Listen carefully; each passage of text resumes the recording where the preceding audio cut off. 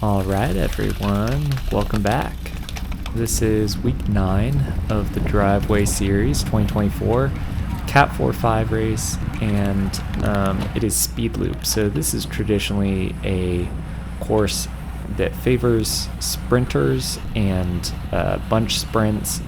It's difficult for breakaway to get off the front, and so the typical way that you would approach this race is try to conserve as much energy as you can right up until the last lap or so, where you make sure that you're in a good position and sprint for the finish, right? Usually it's one of these things that builds and builds, and then the last 10 seconds of the race you just go all out. So we're here at the start. It's lap 1, and folks are kind of getting their bearings. My goals in this race, I don't expect to be able to podium on a course like this. I don't have a team giving me a lead out. I don't have these incredible sprinting legs that can hold 1,000 watts for 30 seconds or anything like that. I have a quick, sharp attack, but I don't have a ton of power. So I'm thinking if a preem looks really good, I'll try to get a preem. I'm thinking that I want to definitely finish with the pack, right? That's kind of a new experience for me in a lot of my previous races. The last couple of years that I've done driveway, I would DNF pretty frequently. So I'm just here for the ride, having a good time, getting a good workout in, and taking opportunities as I see them, but above all trying to stay safe. So one of the things that played a big factor in today's race and how it played out was the tailwind and the headwind and kind of the alignment of those. So as we go around this corner at the top here, and then gradually make another slight turn here, we have a headwind. So we are going into the wind at this point. So that means the folks on the front are having to work extra hard. And the folks who have a good draft there's a bigger kind of delta between the folks who are in the wind and the folks who are out of the wind, right? So this is definitely the side of the course where it's more important to be out of the wind. We've got our favorite little bump on the left-hand side here, that painted curb that juts out to the right a bit. We didn't have any accidents because of that today. There were no crashes as far as I'm aware, but you will see a couple times throughout this race somebody dodged to the right a bit to avoid that painted curb. So I try to point it out in all my videos that go around this course in this direction, because it takes a lot of new racers by surprise, because the group will be going pretty straight, and then all of a sudden there's something that squeezes everybody on the left hand side, so something to be aware of.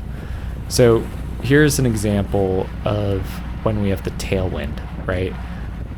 It takes very little effort for just about everyone to maintain higher speed, and so there's a smaller delta for the folks at the very front. They're not meeting as much wind resistance to maintain that speed, and it means the speeds are higher for everybody, but also you kind of have these weird dynamics where somebody who's putting in an attack is going to be more effective on moving up positions on this side of the course than they are on the headwind side of the course. So some of this might be really obvious for folks who've been racing for a while, but one of the first things that I did when I got to the course today was look at the flags. So they're usually flags flying at the entrance, right? And seeing which way they're going and how much they're affected by the wind is something I take to the course and I keep in mind while I'm riding. It was really cool to see more folks from Violet Crown cycling today. Normally there are a number of Violet Crown riders at the driveway, but I haven't seen as many at the Cat 4-5 races this season so far, so that was great to see. And we didn't see quite as many folks from Night Owls today on the course, so I felt like there were a number of teams that had a fair bit of representation this week. You could see that guy on my left went over the paint bump there. One person to be aware of who's going to be kind of in a good position for the whole race is in the leader's jersey. That's Daniel. He is on the Night Owls team, but since he's the current leader of the 6-week Omnium, he's wearing the leader's jersey. So, something to be aware of if you're out there racing with him. So far, everything is kind of going as one would expect. No big breakaways.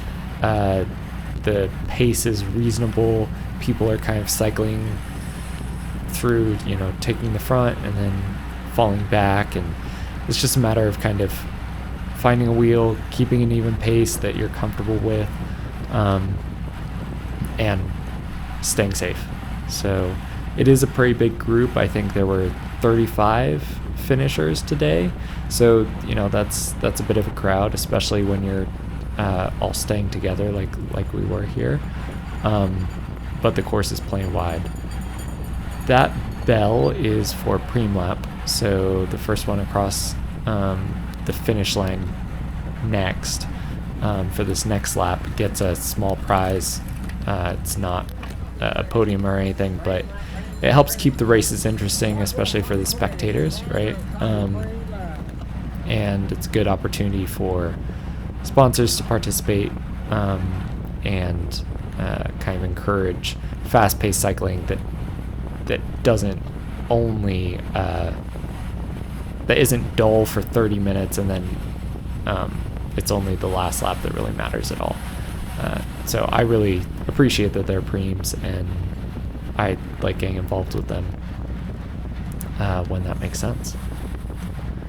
So I am happy to kind of be following Daniel's lead here. He races very smartly, and so when I see him kind of moving up positions there, I'm happy to try to move up at a similar time. I'm not super happy being in the wind, but I know we're going around this corner soon, and so usually when folks go around a corner, they kind of rethink how they're lining up. And so we've got our friend Frank here in the Castelli kit slotting in front of me, and then I'm able to follow that wheel.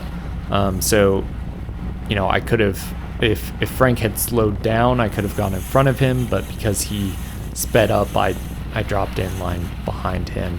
And so we've got this nice 2x2 line now, and I'm happy to be going at everyone else's pace.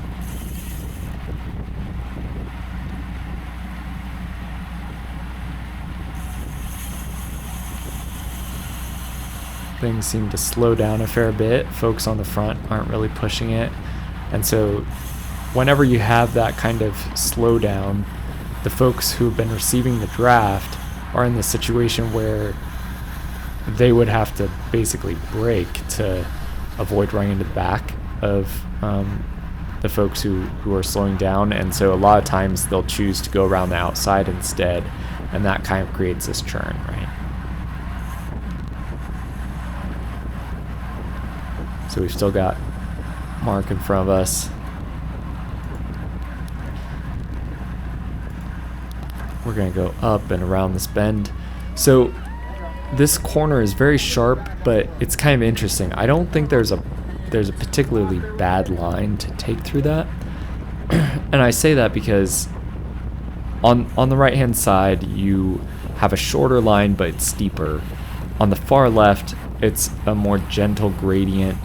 You have kind of more options for what you do, and you can start getting on the power faster.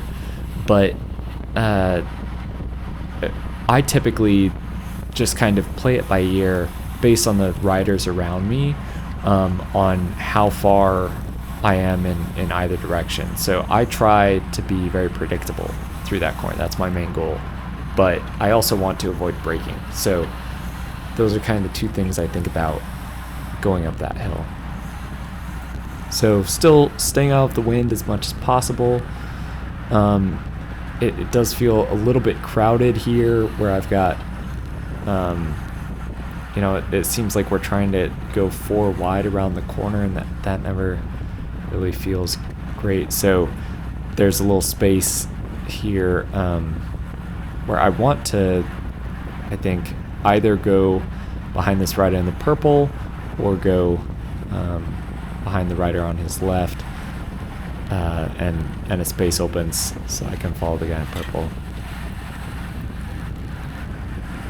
But I didn't want to brake, and I didn't want to force myself in between those two riders. So you don't want to overlap wheels, but I think there's also something to be said for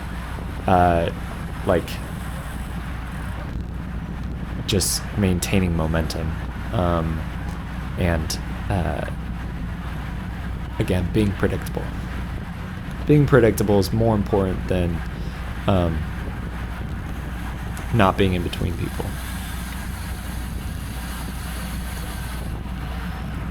Got Austin on the right hand side here.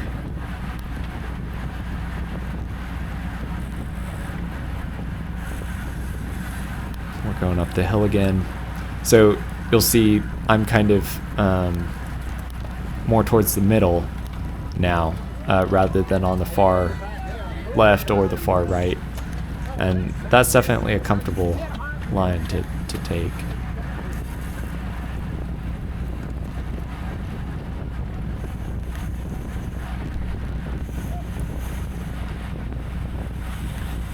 Got the headwind again, but we're really staying together at the moment.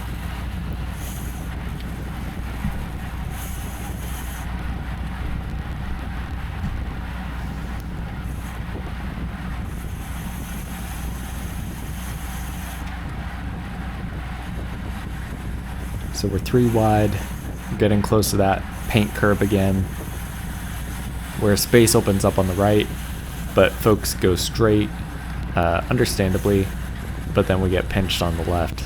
So everybody was safe through there.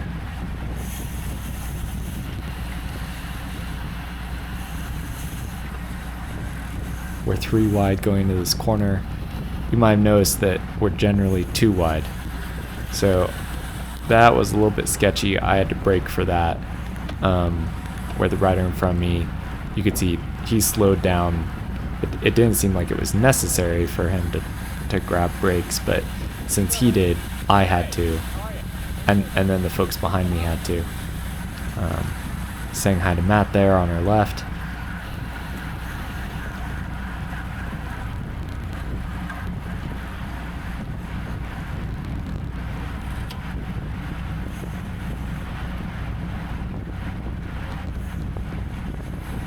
Yeah, it's just, I mean, you can almost have conversations with this kind of riding where it's almost like fast group pace, or like really fast group ride. Though I would say not as organized. So we've got a preem for this lap, and I'm in a pretty good position. But I'm kind of, I want to see how things play out here, because there are a couple things that can happen with preems. One is everybody who is feeling good is on the front and they're pedaling hard, and it becomes like kind of a group sprint for the preem, or there's a very small group or even 1 or 2 people who take it upon themselves to try to do a breakaway.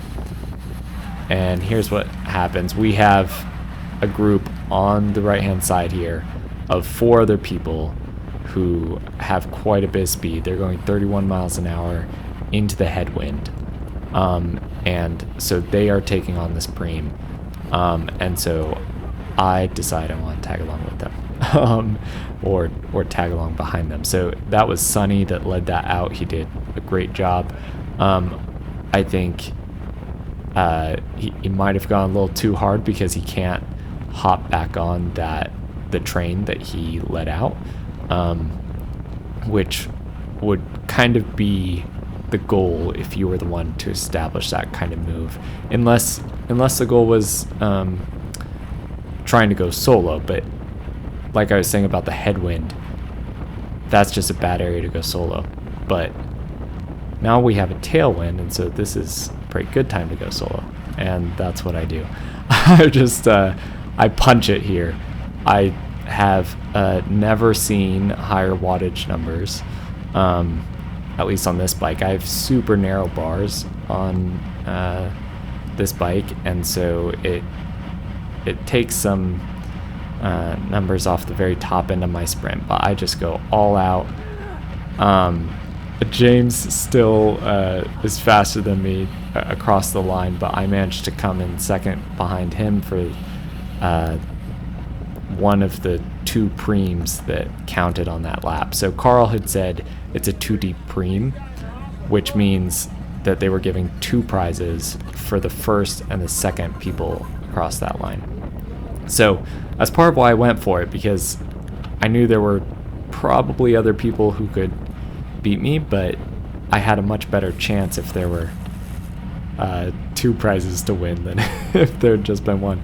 So that was super fun, and yeah, it was kind of exactly the opportunity that I was looking for, and it played out almost exactly like I was hoping it would. I thought I might have been able to make it all the way to the line, but I just missed it. And you could see how high my heart rate went. I have never seen 200 beats per minute before either. So I think the heat is a big part of that. I also have only done like 20 miles over the last week, so that may have played a factor as well, that I'm kind of getting back in the swing of things and my body's kind of adjusting. So at this point, I'm in James's draft. I'm putting out the same kind of wattage that I would be putting out in the group, right? But the group is out of frame in the rear camera. I mean, I'm looking back, I'm thinking, well, they're not really chasing us that hard. But I also know that they might be letting us dangle, because we've definitely done that to James before, as somebody who's riding on the front of the peloton. So I've got these 2 voices in my head, right? One is saying, you've already got this great separation. Nobody thinks that you can make it to the finish line, and your heart rate's really high, but maybe you have the legs and the fitness to actually have a 2-man breakaway here with James. And then the other voice is saying there's no way, because we are still less than 20 minutes into this race. It goes for 35 minutes, and so that means I've got 15 minutes of needing to maintain a higher pace than a group of 30-something guys who want to have a sprint finish. So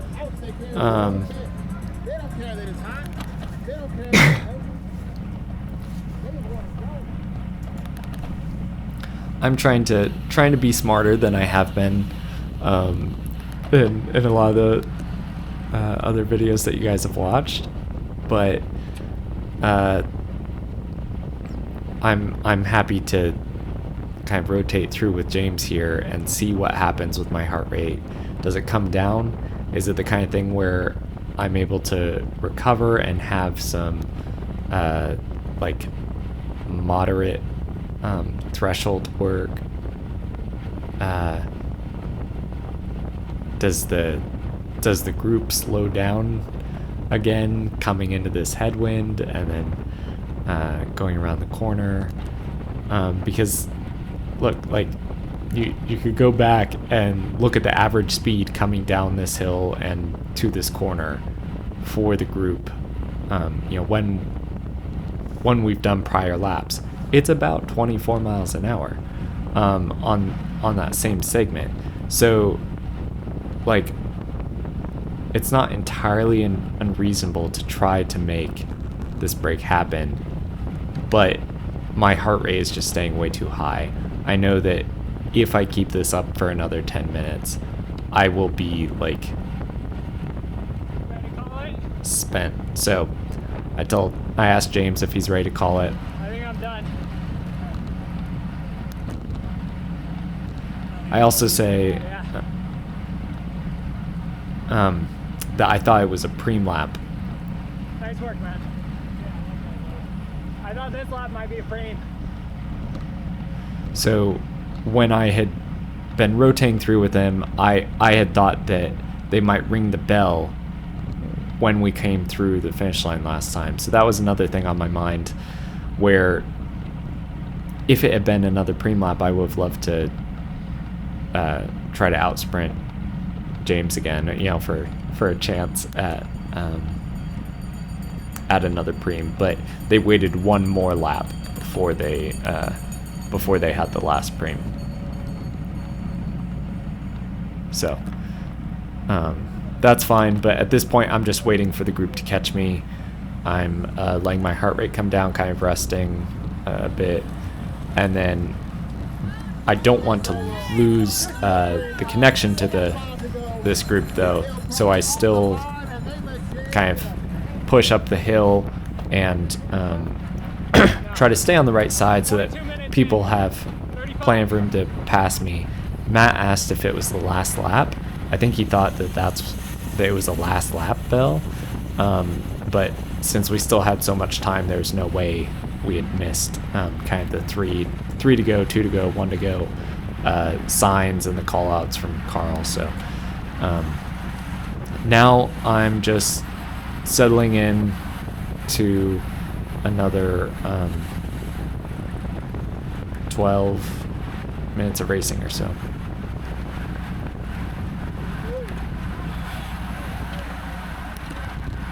So there's a little bit of folks moving around a bit because they're putting out a bit more power and getting a bit more tired. It can start to feel a bit sketchy as you start to observe that from other riders.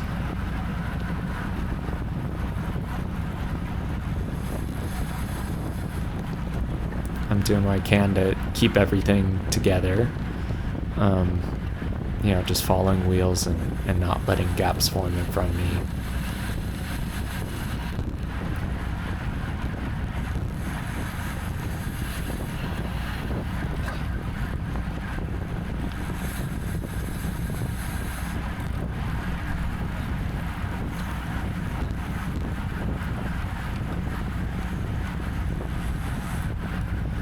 So you can see some folks are kind of attacking on the left-hand side there as we go around this corner. They're trying to get the preem here.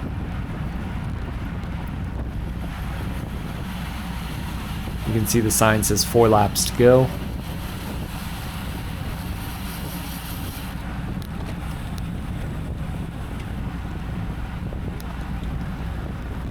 So we come around this hill again. We've still got James in the front there as well. So yeah, I'm still feeling good at this point. I'm feeling at least slightly recovered from that preem lap and the breakaway that James and I did for a little bit.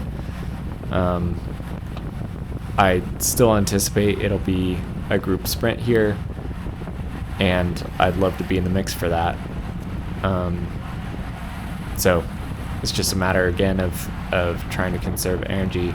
I am kind of out in the wind here a little bit more than I want to be, kind of on the right hand side of these riders, and yeah, it's just not exactly where I want to be, but folks are moving fast and I don't want to cut in on anyone. But the corner is kind of a clear place where we reposition ourselves, right? Like I was saying with Frank too. And so that's a good opportunity to kind of re-engage with the peloton. Keeping this gap minimal.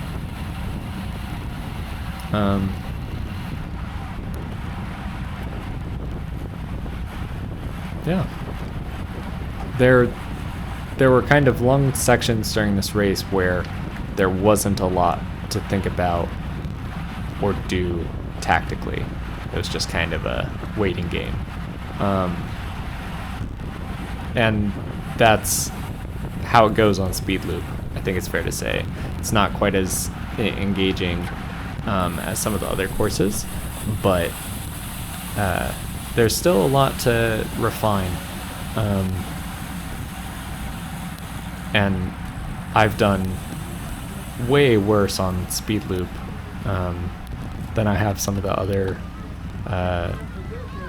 courses, so it's definitely a place that I want to do better at. 3 laps to go. 3 laps to go for these.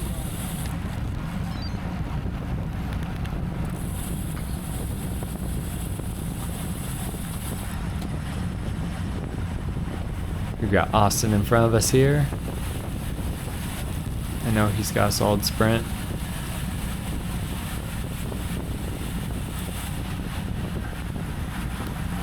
Just trying to stay generally on the right hand side of this group so that I can avoid the pinch that happens on the left with that painted curb. I'm a broken record on that, but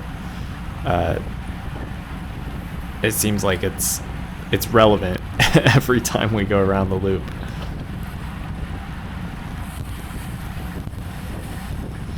You can see right there, you had like 3 riders who suddenly had to crowd in on each other.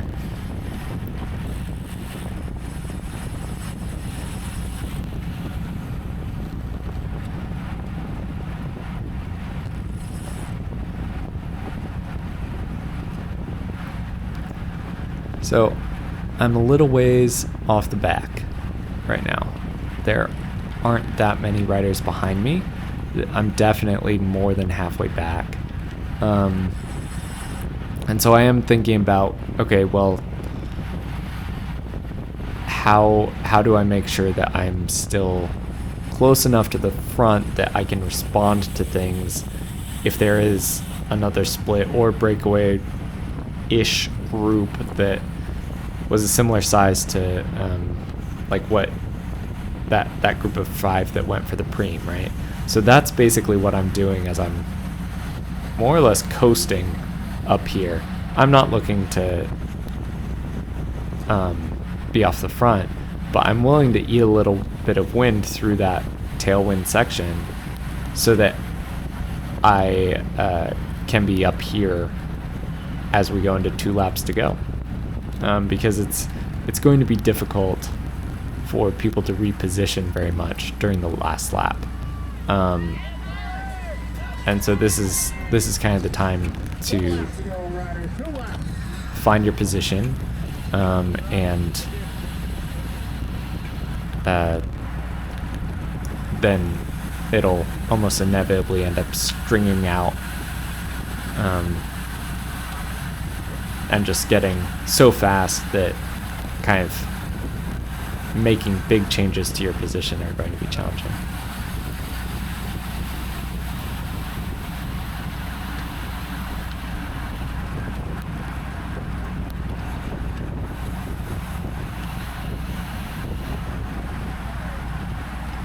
So this feels a little tight right now. I've got 2 racers on either side of me. I am kind of directly behind this Abels Racing guy, but I'm willing to slow up just to kind of get out of that particular situation. And there's the curb again. We had one guy go over the paint, which is better than crowding in when there's no space, but it's dangerous. Dangerous is probably the wrong word. It's still risky, and it's why they say to stay off the paint. You certainly don't want to make it your intentional racing line. And so I feel like you need to set yourself up. You need to be thinking about, what am I going to do when that curb comes up? And if everybody in the race were thinking about that, we'd all be on the right-hand side. You know, we just wouldn't, like, we wouldn't be that far to the left as we come through that section.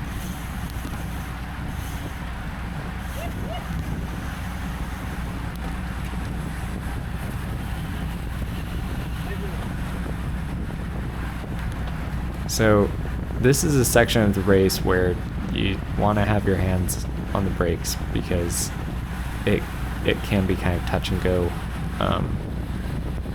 with people speeding up and kind of slowing down and shifting unpredictably. Folks are tired, and that carries across not just your legs, but to your arms too, and kind of like, you know, your movements just become a bit less predictable.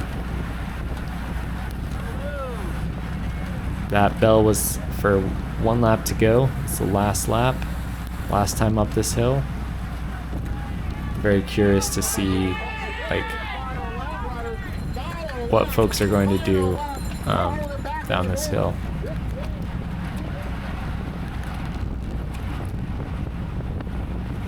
So I'm letting other people kind of fill in these gaps, but I'm absolutely not going to let there be separation either. But like that Violet Crown guy, I was totally fine with him being on my left-hand side and kind of taking that space, because I was still plenty close to be able to catch up to that group.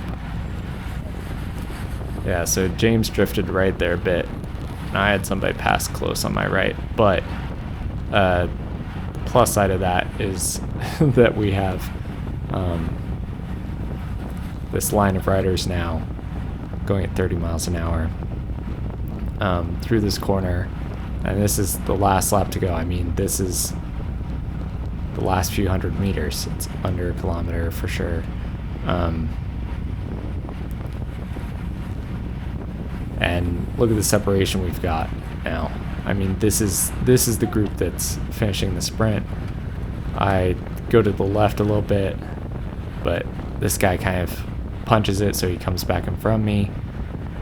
We're dropping a few more riders. We've got one guy who's caught back up. This is a group of 10 now up front here. We're still at like 500, 400 watts or so. And then the folks who are on the front can just totally open up. I can't totally open up without running into somebody. So I didn't even try, you know. There was no like window or space for me. All I was trying to do was maintain my position and not let someone else pass me, right? I mean, that was 200 beats per minute, which is, yeah, I do not generally see those numbers. But it was a great race, and it's what races are going to look like for the rest of the summer, because it's going to be hot. So it was great to ride with all of y'all out there, and really appreciate you watching the videos and subscribing. Never thought I'd have 15 YouTube subscribers, so hardest race I've ever done. You know, keep it up, and I will see y'all out there next week. Thanks, guys.